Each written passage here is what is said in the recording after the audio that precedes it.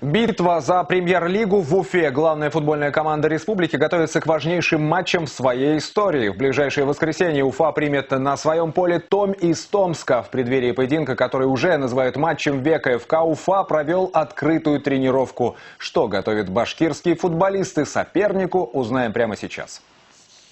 Вокруг ближайшего домашнего матча футбольного клуба Уфа все больше ажиотажа. Матчем века его окрестили не случайно. За более чем столетнюю историю башкирского футбола команды из республики никогда не выступали в сильнейшей лиге страны.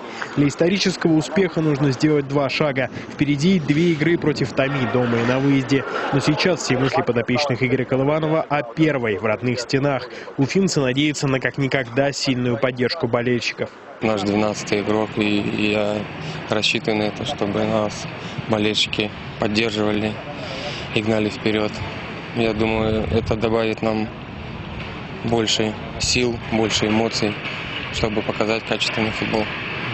Тренировки проходят в обычном режиме. К играм против Томи команда шла весь сезон, и позади огромный объем проделанной работы. Главная проблема башкирской команды – большое количество потерь. В играх против Томичей Уфе не помогут несколько ключевых игроков. Да и соперник силен. В этом сезоне Томь доставила много проблем командам премьер-лиги. Но и с этим соперником уфимцы могут бороться. Команда быстренькая, команда веселая, скажем так. Впереди играют 4 футболиста высокого уровня, который один из них Портнягин у меня молодежной сборной был. Я думаю, что предстоит непростой матч. Команда, понятное дело, никому не хочется выбывать из премьер-лиги, но я думаю, что у нас команда, которая доказала в этом году, что мы можем играть с любым соперником.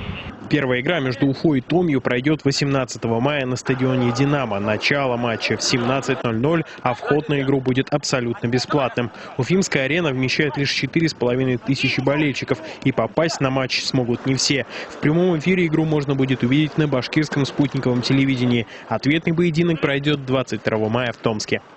Артем Кочешев, Владислав Минязев, Валерий Габасов, башкирское спутниковое телевидение.